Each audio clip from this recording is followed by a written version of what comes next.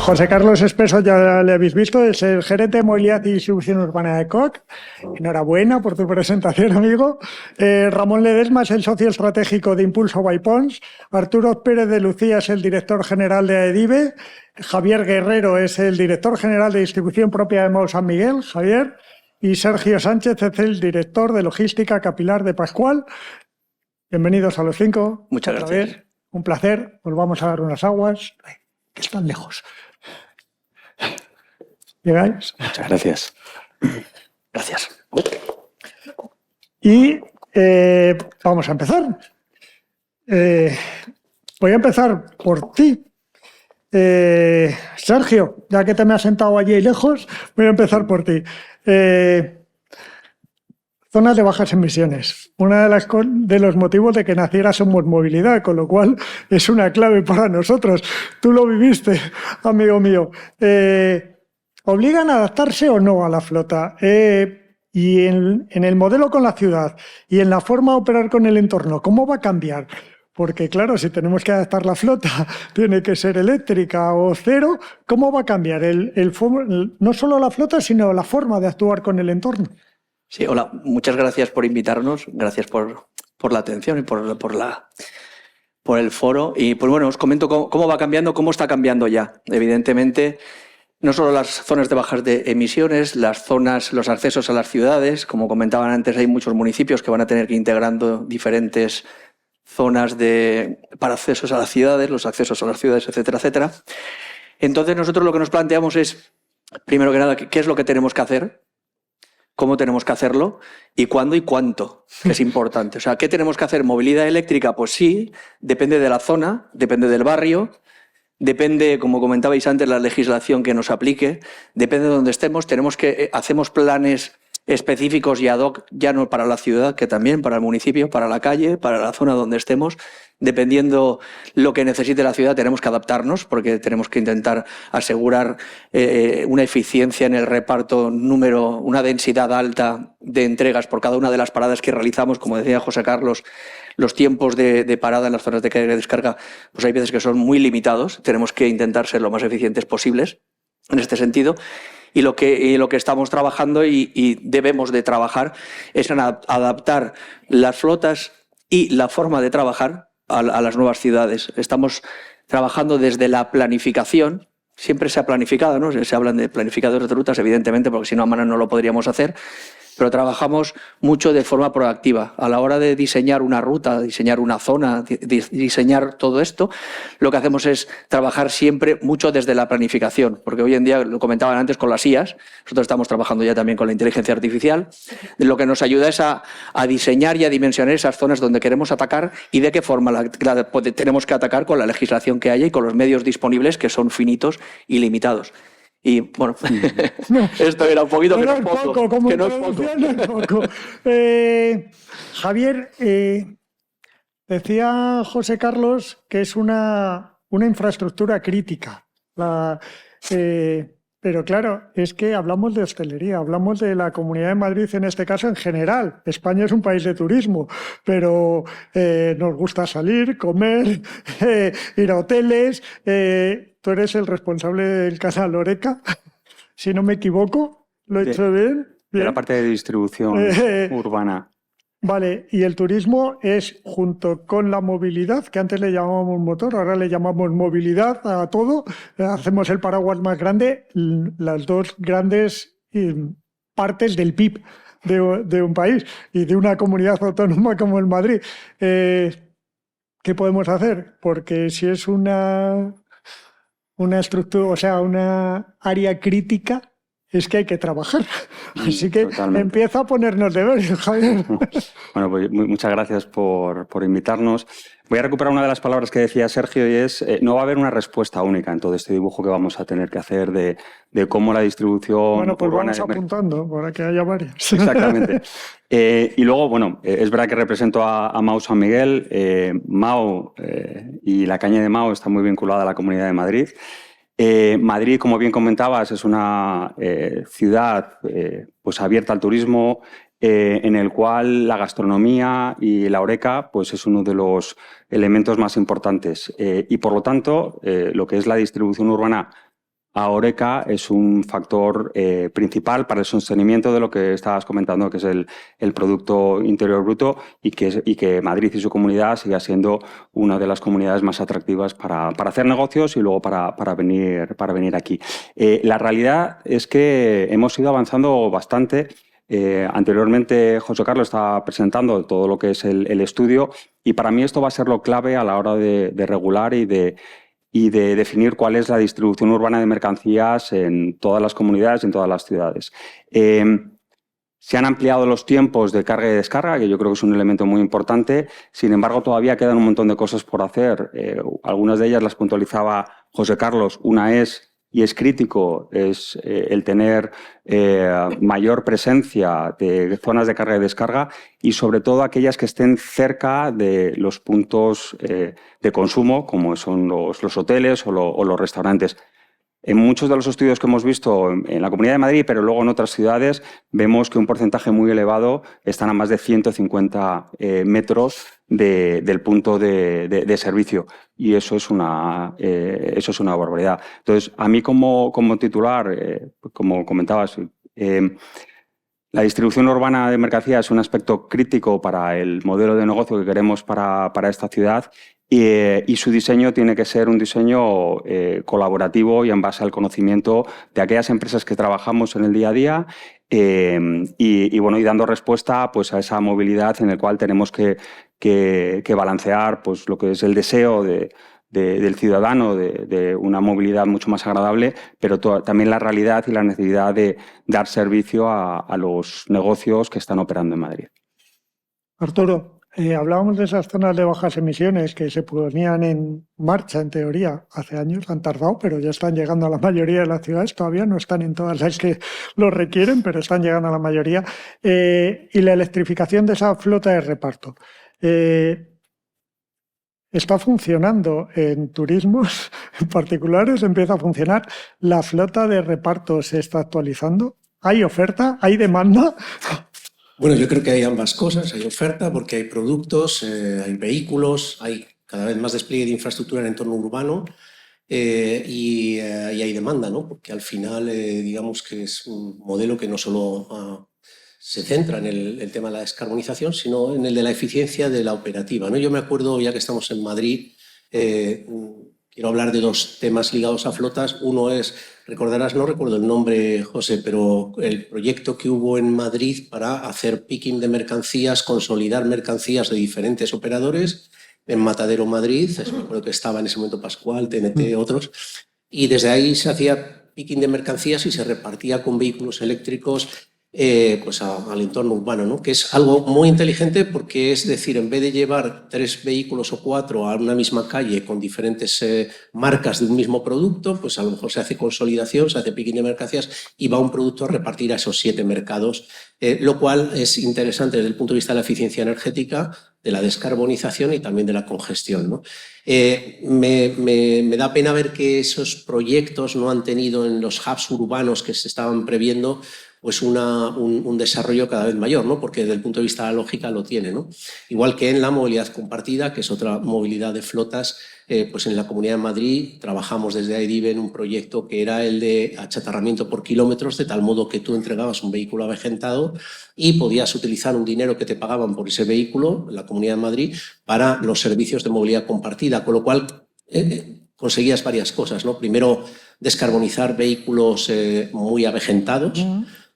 Y, por otro lado, generar una cultura de la movilidad compartida entre la ciudadanía, que con ese uso, pues como bien decía después Pablo, pues bueno, la gente que dejaba de tener su coche avejentado, que veía el ahorro en costes en el pago por uso, pues luego también a veces utilizaba el transporte público, lo utilizará, a veces utilizará vehículos de movilidad compartida, pero ya se ha hecho un cambio modal en la gente, ¿no? Y lo importante es ese tipo de cosas, ¿no? Porque al final lo que afrontamos es no solo un concepto de movilidad sostenible ligado a la agenda verde, a la descarbonización, sino también un concepto de eficiencia energética ligado a un sistema de alimentación de vehículos con energías procedentes de las renovables, que es lo que nosotros tenemos como país. Ten en cuenta que casi 50.000 millones de euros al año se invierten en la compra de combustibles fósiles en España, que es PIB que se nos va a otros países. Sin embargo, somos capaces de generar nuestra propia energía para alimentar edificación, industria y movilidad, y eso lo debemos de aprovechar. Y luego, además, reducir el parque avejentado, que es enorme en España. Y ya de paso te doy el toreo y te paso a Ramón, que es uno de los mayores compradores de vehículos avejentados. No es nada peor que un director de una asociación tan importante como EDIVE además sea periodista. No, lo digo yo, es malísimo esto. Que Ramón solo compra vehículos de más de 20 años. Ramón,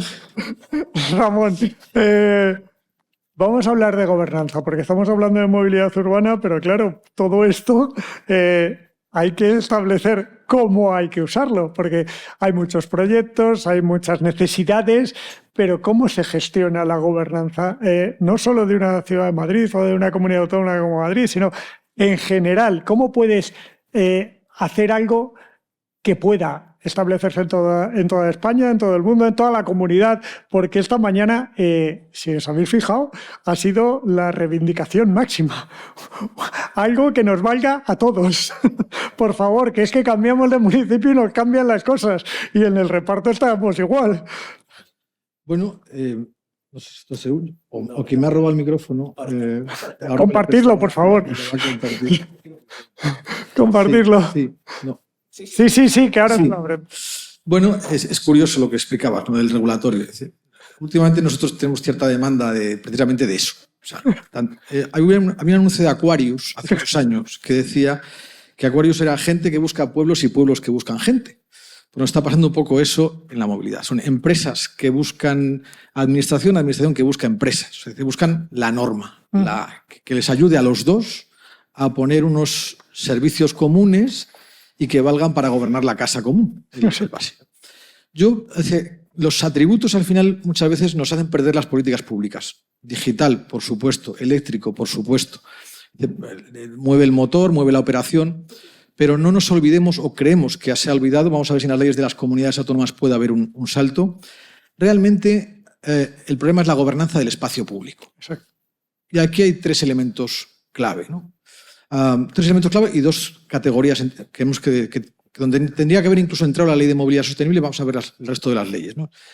Hay trayectos de interés social y trayectos de interés particular.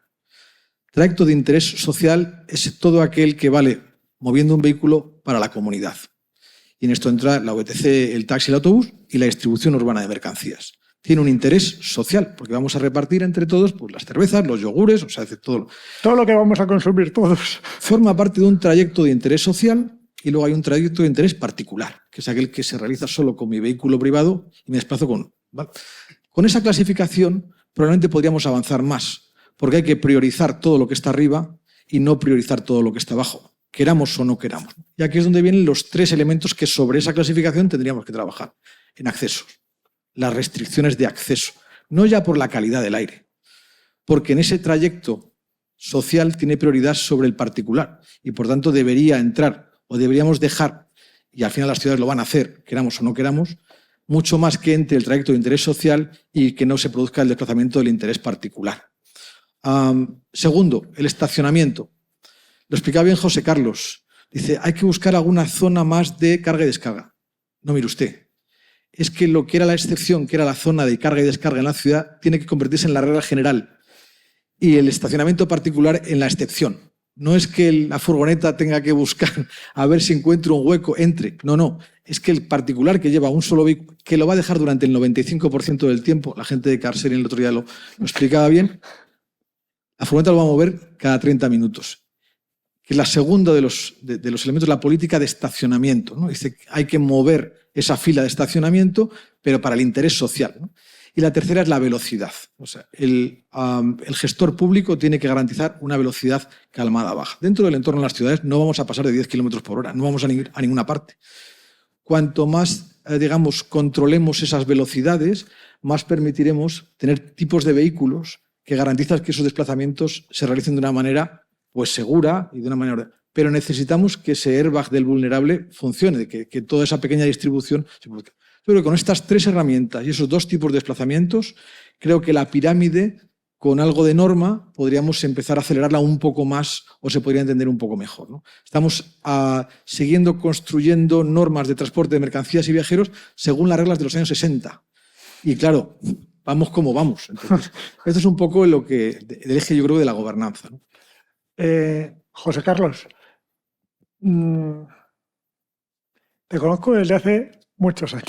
Lo fácil. Te he visto en un lado, en el otro. ¿Qué hay que hacer? ¿Cuál sería? Si yo te voy a poner en un lío porque tú ya nos has hecho la presentación, prácticamente lo has contado todo, te voy a meter en un lío. ¿Qué es lo primero que hay que hacer? O sea, tú hoy me dices, lo primero que hay que hacer para que la distribución funcione es, ya sé que hay una larga lista, ya lo ha dicho Sergio, lo ha dicho Javier, lo has mencionado tú antes, pero ¿qué es lo primero que hay que hacer? Bueno, te lo he puesto difícil, lo sé. No, lo que pasa es que esto tampoco quiero ser muy. Lo primero que hay que hacer es saber qué está pasando en mi ciudad en distribución urbana de mercancías, que no lo sabemos las administraciones. Analizar. Lo primero es analizar. Analizar Sin datos es difícil tomar buenas un decisiones. ejercicio de escucha tremendo a las empresas. Tremendo, hay que hacerlo. Eso es vital. Comparto lo que has comentado. Al final, el transporte de las personas siempre ha sido, bueno, pues un eje de actuación de municipios y de comunidades y hasta de gobierno central, hasta este ministerio. El transporte de mercancías siempre ha sido la movilidad fea, la que nadie ha querido la que no se veía. tratar. La que no se veía. La que siempre se ha dicho que ha sido oculta, Exacto. que no sabíamos de datos, no sabíamos de nada. Bueno, ahora lo importante es escuchar a las empresas porque realmente sí que tienen datos, sí que podemos compartirlo y siempre podemos tener esas vías. Vamos, hay más datos en la parte de distribución urbana de Hay mercancías más, y en vuestras empresas sobre que en todo- la movilidad particular. Sobre todo porque si tú tienes una buena relación, o sea, si yo estuviese puesto en la Comunidad de Madrid, lo primero que haría sería hablar con José Carlos de Aycock. Lo primero que haría. Porque tiene el dato. Te lo estás poniendo fácil. No, pero porque tienes todo el dato de las compañías. Al final, mirad, yo de verdad no quiero ser muy así. Ahora mismo, hoy por hoy, en Aycock estamos trabajando con 23 ayuntamientos. El 90% del top 20. Y estamos trabajando con 3 comunidades autónomas. Yo pongo el caso de la Comunidad de Madrid. Y lo digo aquí, y es verdad. Y ojalá todas hiciesen lo mismo. Foco. 3 meses. Diagnóstico de la distribución urbana de mercancías. Analizado 23 municipios. Sabemos ya los pormenores de cada municipio. 2. Foco en iniciativas. Mira, no sé si lo puedo decir o no puedo decirlo, pero yo creo que lo voy a decir. Lo va a decir. No puedo, no sé. Apuntar que lo va a decir. No, pero eso también como el consenso. Más allá de prohibir acceso a vehículos personales, que yo también creo que yo vivo en Alcobendas y voy en cercanías, que va como va, pero bueno, cuando va, pues vamos. Pero, y si no me cojo un taxi, desgraciadamente, pero foco en 2 cosas. Eficiencia operativa de las empresas. Primero, vamos a hacer un proyecto de descarga nocturna en un municipio de Madrid. Una empresa con un vehículo eléctrico. Muy bien. Vamos a trazar cuál es la operativa de la descarga nocturna. Vamos a hacer una sonometría. Vamos a demostrar que con la descarga nocturna se va a eficienciar la entrega a ciertos sectores, como para empezar la alimentación. 2, concesión de espacio público para otros servicios, como puede ser tema de lockers, tema de taquillas, punto de conveniencia. Fundamental. No estamos hablando de un análisis de infraestructuras, estamos hablando de establecer las reglas de juego que van a seguir para la comunidad y a nivel estatal. Primero, concesión de bases de espacio público para taquillas y punto de conveniencia y dejémonos de otras gobernanzas. Y 2, establecer cómo debe ser una operativa de descarga nocturna, junto con la DGT, que también se puede ver qué sistema de seguridad se puede poner de señalización. Eso es trabajar. Así se empieza. Bueno, no es poco. amigo Mano, mío. punto y puerta parada. Y luego a partir de aquí, pues ya veremos a ver qué otras consecuencias se pueden tomar. Pero fíjate, con la descarga nocturna, el vehículo eléctrico es una opción clara. Clara. La comunidad lo va a hacer. Te lo he dicho anteriormente, tiene un plan. Sí. Sergio, te quiero pedir disculpas, lo primero. Uy. No por nada, no te he hecho nada malo. Pero me he hablado de tu cargo en el Grupo Pascual, fenomenal, y no he dicho que es Coalianza. Sí. Y tú tampoco has aprovechado. Yo tampoco no lo he has dicho, entrado tampoco ahí. lo he dicho. Explícanoslo. No, Alianza es la empresa distribuidora dentro del grupo Leche Pascual, dentro de la corporación. Vale. Somos los que nos encargamos de llevar todas las mercancías a Oreca, alimentación, etcétera. Sí. Vale, pues ahora como no has aprovechado, te va a caer. Además de todas estas cosas que estamos hablando, ¿qué hay que hacer? ¿Qué exige para cambiar? ¿O qué nos tenemos que exigir también las empresas? No solo la normativa, porque está muy bien. Necesitamos que... Estoy de acuerdo, ¿vale? Pero ¿qué tenemos que hacer también las empresas o qué hay que hacer por parte de las empresas para el reparto? Porque no es lo mismo servir Oreca que servir a otros canales. Son absolutamente distintas las necesidades, los horarios, las demandas, la posible programación. Yo sé que tenéis prácticamente los centros logísticos, antes hablaba de IA, tendrían que ver de cualquiera de vuestras empresas, pero ¿qué hay que hacer? ¿Qué podemos hacer como empresas? Como empresas, sí, lo que comentabais antes, tenemos ya mucha información, tenemos muchos datos. Digitalizar el dato es lo primero, porque muchas veces hablamos de digitalizar. Utilizar la IA para analizarlo, porque se nos va de las manos. Efectivamente, porque si coges una información que no está bien tabulada y se la muestras a quien sea, no vas a ver, no le va a sacar rendimiento y vamos a perder más tiempo del que realmente el beneficio que vamos a obtener. Digitalizamos el dato, tenemos el dato correcto, luego ese dato correcto ya sí que podemos empezar a digitalizar todos los procesos. Nosotros somos firmes, convencidos en que toda la información la debemos de tener digitalizada, porque ahorramos muchísimo tiempo en horas de trabajo que no aportan valor añadido.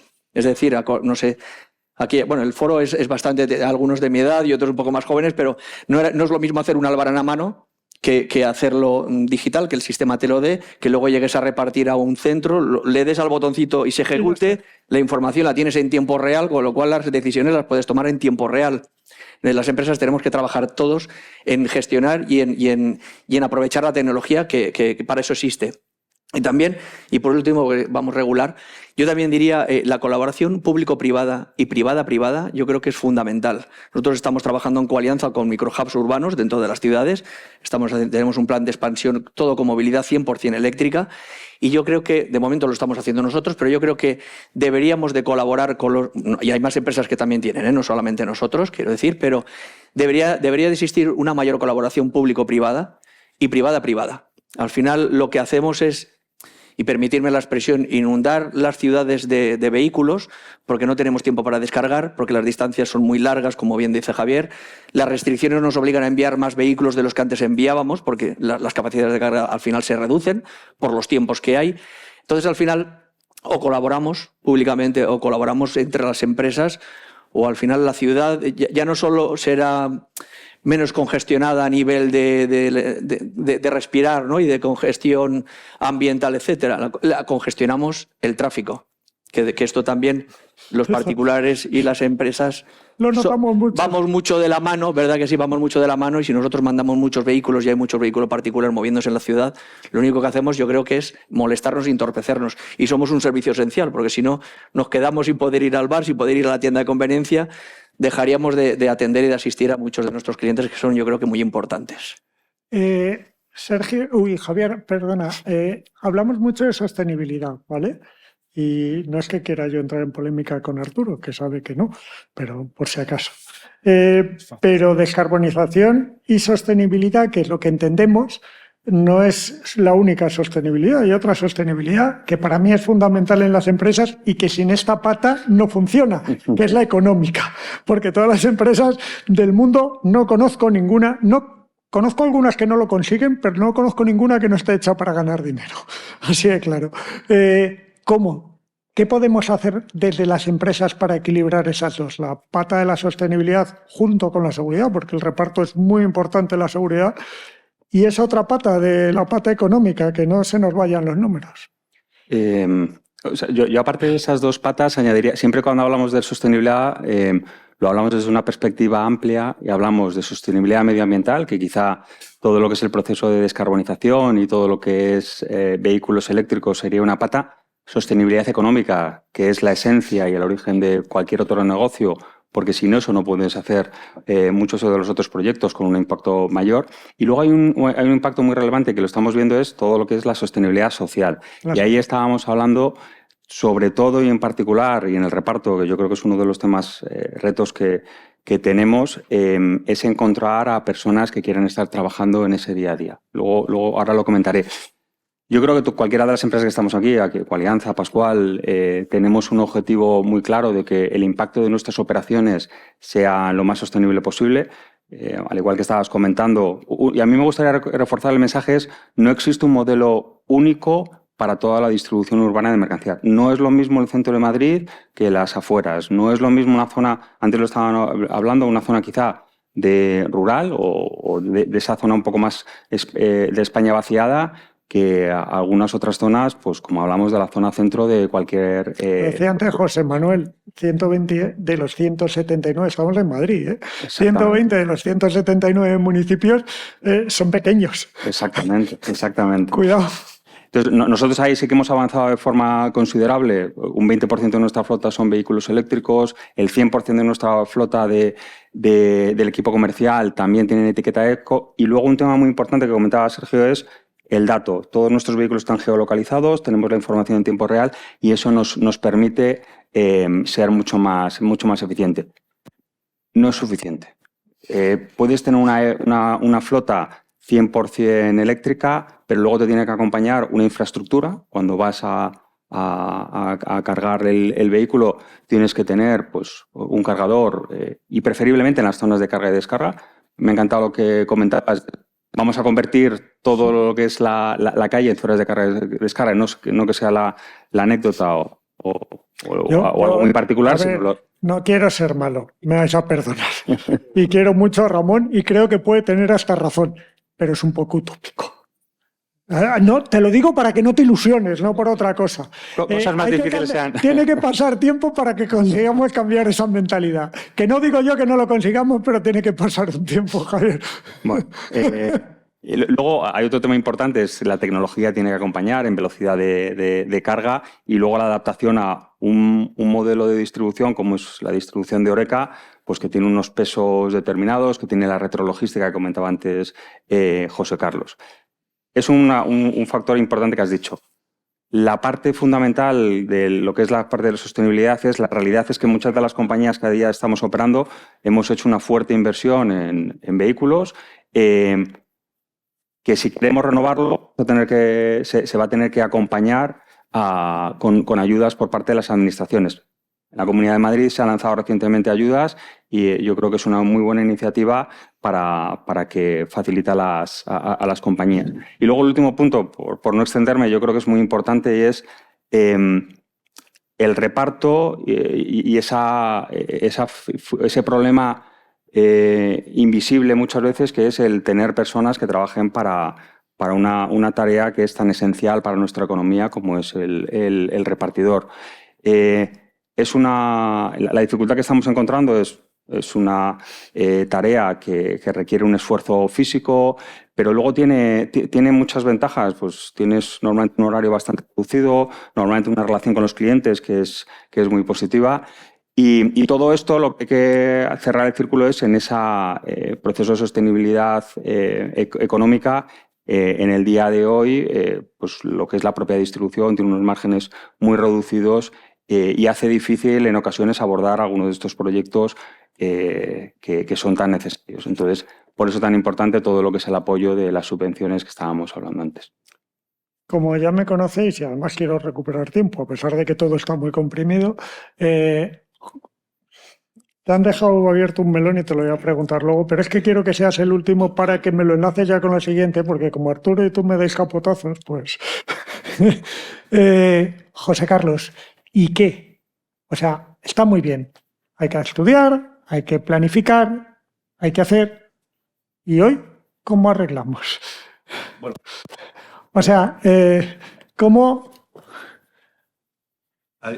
Intentaré resumir un poco. Venga, para nosotros hazme la bola. Para nosotros es importante, lo he hecho en gobernanza, es importante tener un mismo marco regulatorio, por ejemplo, a nivel de comunidad, para que a nivel operativo las empresas sean más eficientes.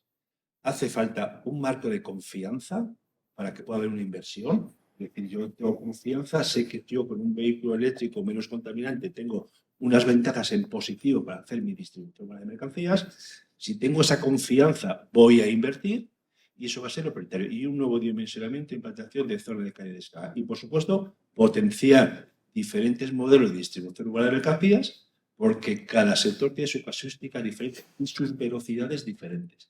Hay un modelo, como puede ser el de Sergio, que es un modelo, pero ese modelo quizá no se ajusta para otros sectores. Exacto. Y eso es lo que tenemos que trabajar. Arturo, ahora ya empezamos con el turno bola de cristal, menos Ramón, que le voy a poner la bola obligatoria. Uy, Ramón, perdóname, pero es así. Te has lucido magistralmente en la primera intervención, ahora te va a tocar la bola obligatoria. Arturo, bola de cristal. Bueno, ¿Qué bola de tenemos que cristal, hacer? no, sobre este Bola de tema cristal, es- deseo, Reyes Magos, es muy ya amplio. admito No, yo- todo, ya hoy. Siguiendo el principio de pregúntame lo que quieras, que contestaré lo que me da la gana. Exacto. Yo, Por eso, escuchando lo ¿para que he qué te voy a escuchado, preguntar? primero querría hacer un apunte, y es el de la sostenibilidad. A mí cada vez que oigo esa palabra es que se me erizan los pelos, se me pone la camisa así. Aquí no tengo nada, pero... y- Pues le hemos cogido manía, y No. yo entiendo, y hay una normativa No, pero europea por de una razón, greenwashing, tiene razón, pero Simo. define muy bien las cosas. No, pero tiene razón. Si la usamos Mira, bien. si has visto el telediario este fin de semana, la gente estaba súper contenta de estar en la playa en abril diciendo parece julio, agosto y tal. Dices, bueno, pues entonces la gente no entiende muy bien lo que es el tema del cambio climático, el CO2. No se entiende realmente. Pero en las ciudades el tema es la contaminación. Y ahí sí que el vehículo eléctrico es cero. Cero, pero es un cero, porque no tiene el sistema de propulsión, por lo tanto no sale nada que pueda afectar a la salud de los ciudadanos. Por esa parte, el vehículo eléctrico es importante. Segunda es el del TCO. Al final, el TCO, las empresas que lo implementan, porque la compra de un ciudadano es emocional, pero la de una empresa es, obviamente, en base a números, esos números salen. Y eso tiene todo el sentido. Que hay que trabajar para hacer un mayor despliegue en entorno urbano de infraestructuras para dar respuesta a vehículos de reparto de última milla, etc. También hay que aprovechar, decía antes José Carlos, el vehículo eléctrico es una gran solución, y lo es también, pero el vehículo eléctrico es también el metro. Claro. Entonces, aprovechar todo aquel sistema que tenemos para poder hacer un reparto urbano de mercancías, pues a lo mejor nocturno, tirando del metro, aprovechando todos esos movimientos que tiene, que ya son realidades que se están implementando, ¿no? Pero hacer ese uso que no solo se base en el vehículo que está a pie de calle, ¿no? Por lo tanto, al final el vehículo eléctrico lo que hay que hacer es trasladar mensajes adecuados que den a entender que estamos hablando de eficiencia energética, de una energía que se produce en nuestro país, de un TCO que se cumple, y se cumple al menos en muchísimos de los casos y cada vez más, y además aprovechar todo lo que tenemos a nuestro alrededor para poder ser lo más eficientes posibles. Yo diría que con esto ya la mesa... No, pues no. Porque antes de que acabemos, porque te conozco y hoy no estás moderando tú, estoy moderando yo, quiero acabar con Sergio y con Javier, pero antes le voy a poner la muleta aquí a mi amigo Ramón, porque le voy a preguntar sobre la ordenación de la movilidad autónoma, que es de lo que vamos a hablar a partir de ahora. Cuéntame un poco cómo deberíamos organizarla. Bueno, por acabar un poco el matiz que echaste ¿Por qué antes. no la movilidad autónoma en la distribución urbana de mercancías?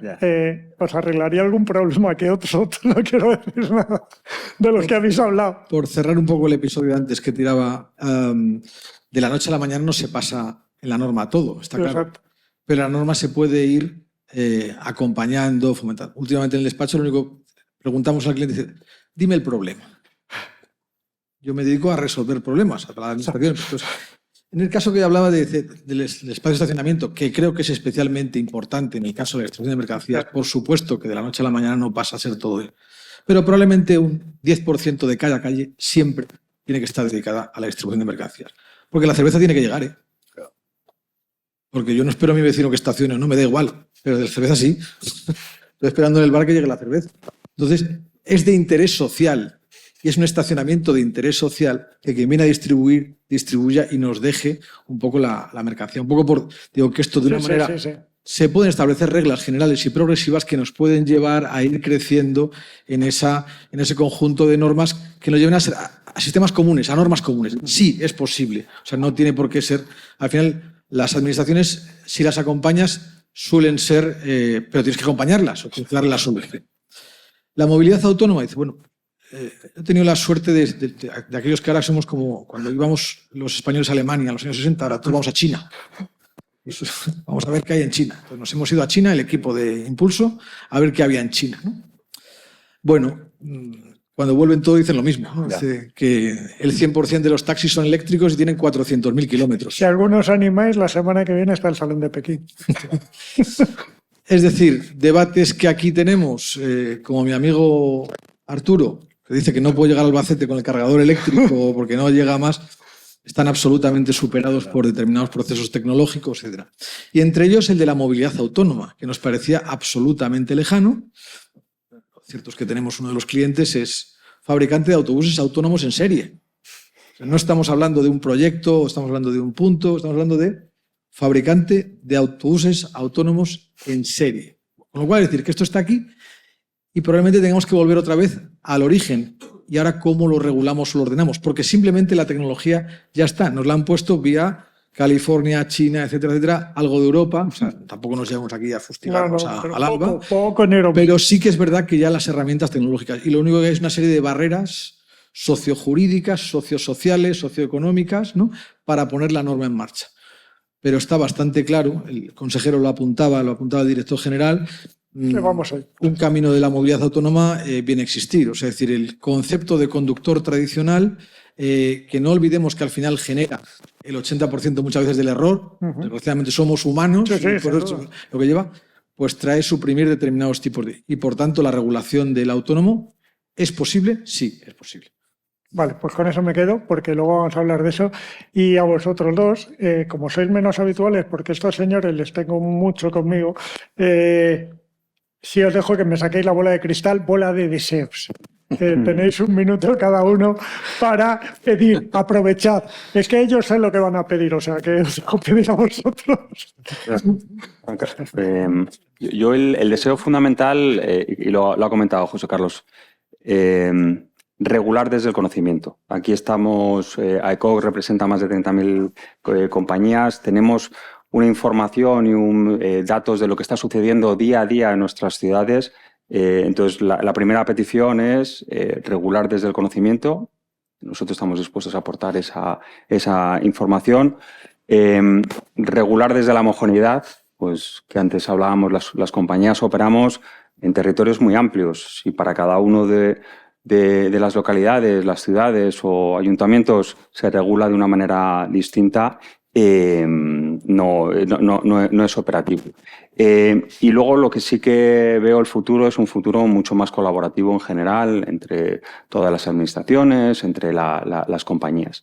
Y luego un futuro que acompañe, permitís que insista, que acompañe a lo que es el tejido empresarial y el tejido de la actividad económica que tenemos todas y cada una de las ciudades. Sergio. Pues yo, por no repetirme, que también no puedo estar más de acuerdo. No puedo estar más de acuerdo con lo que dice Javier. Certidumbre, homogeneidad en las legislaciones, eso es fundamental para nosotros, para todas las empresas a la hora de invertir. Tecnología, no solamente ya en el hierro que va por la calle, que también. La tecnología nos puede ayudar a todos, a la gobernanza del dato, al diseño de las ciudades, nos puede ayudar a todos. Nosotros hemos hecho pruebas con reparto autónomo de mercancías. Ya está en otros países. Aquí en España, ¿por qué no? La Comunidad de Madrid, ¿por qué no? Existe y ya lo hemos utilizado. Y yo, por no repetirme, pues lo que ha dicho Javier y estas dos cositas que he comentado más. Pues por mi parte agradeceros a los 5 que hayáis estado. Muchas gracias. Gracias a vosotros.